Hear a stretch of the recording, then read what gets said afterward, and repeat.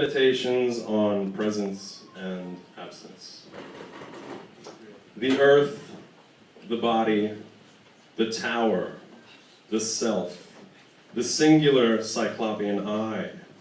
Man's aspiration rises from the earth to the heights, to breathe a purer air, an element more rare than the cloying musk that rests heaviest near the surface, to rise above our own stink, our instincts, our animal body, above the carnal, above the venal, above all hunger, lusts, and needs, to reside and abide in a new medium greater than our own, greater than we ever can be, ever will be, superior to us, self-created, without contingency, without proxy, is because it always was, before we knew it to be, or came to the earth, as body, as tower, as self, as singular cyclopean I. So we erect the rigid totem, rising to the ether, to a perfected plane of the soul, bodiless and free, composed of the elder element of air, for it is there, only in the height where we gain perspective on ourselves, our condition. It is only in the ascent of the vertical that we may reach both acme and nadir. The horizontal offers nothing, save the mediocrity of diminishing horizons that scale back from the earth to our bodies, our towers, our cells, our singular cyclopean eyes. We are always the center of our own circumference, the circle flattened, seen from its side, exposing the limitations of the eye, fooled by the monoplane, chiaroscuro, foreshortening. But how the rise surprises and reveals the Dutch tricks, falling flat to a higher vision as we look down from a seat so high that hearing subsides in a dying echo, and seeing becomes supreme, seeing so far that we see back in time to our past, brute and uncivilized through the modern lens,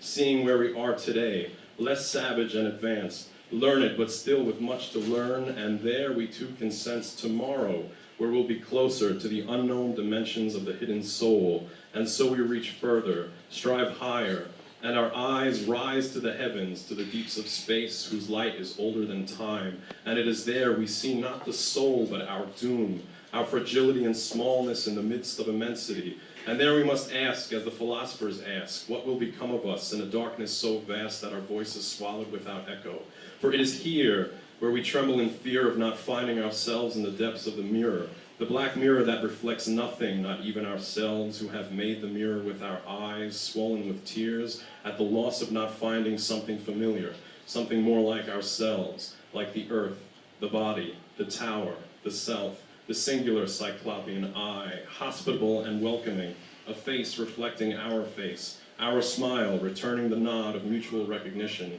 Instead, we look down the throat of the endless yawning portal where no one can survive, where no one is allowed, where the vacuum crushes all exploration in its inevitable maw, and eats all attempts at an audience, pushing for any audacity to find a father, kith and kin, amongst the hot gases of nebulae, where we strain to find forms and unlikely silhouettes of the crab, the eagle, animals, gods, in our empyrean of fixed stars, but still we do not find ourselves. We do not find the man, we only find the atoms, the origin of man, the unseen powers and particles that build the very things that see the unseen beyond the power of the eye, heightened by instruments more delicate and fine and sensitive that we may look inside the earth, the body, the tower, the self, the singular cyclopean I, so that nothing is beyond our sight, nothing cannot be seen, but confronted with zero, the heavens, black above our heads, forces down our eyes obsequiously, to look at our feet and mortal hands, the very things we can understand and hold as real, empirical evidence of the empire of the self besieged by the acute knowledge of being, the pain of awareness of our duration, the short horizontal span of time bridging a single abyss above and below, where we may ask on the razor's edge the vacuous question, to be or not to be. But is that a question? Can a question be made of an assumed state of total negation? Cannot be something that is when its very essence is not? Cannot being be claimed as a state achieved? Can it be claimed as a choice, as a stateless state, beyond all knowing, beyond time, beyond self, beyond names? For in truth, there never was a choice. It was never up to us to decide that we are here, now, that there is only this, only us, that there is nothing but life, nothing but this life, shared in this moment, together,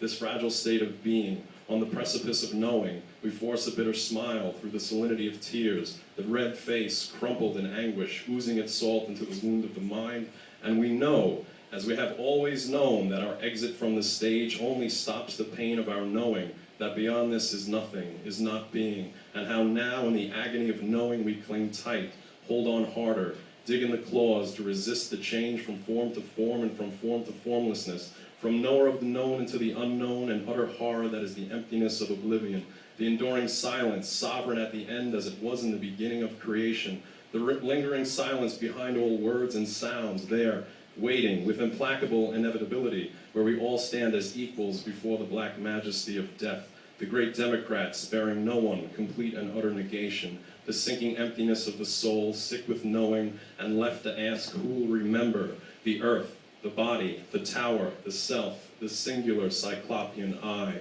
Who will be there when the last man gasps his last breath? Who will remember all that was? Who will weep over all that could have been, would have been? Who will account for the if only? In whose eye or eyes will we now be seen? Who will look back coolly from some unimaginable future, distant and serene, and know that we have been and gone, rising from the earth, raising the earth, to look to the heavens, the stars which now cycle overhead, like sightless eyes, not seeing and not being seen from the ruins of homes and the dull glints of bones? Who will remember our trespasses, our brute, uncivilized ways? Who will remember the damage and pain that we have ravaged upon our fellow man, our earth, our body, from our towers, from our cells, from our singular cyclopean eyes? Who will remember what we have done to each other in the spirit of malice, inspired by the fear of loss and gain? Who will remember that despite the heights achieved, we failed to see the similarities, failed to see beyond the alien visage, the foreign tongue, obscured and drowned out by the high chants and old psalms, echoing through our lives from a past so long gone that we would ill recognize ourselves there,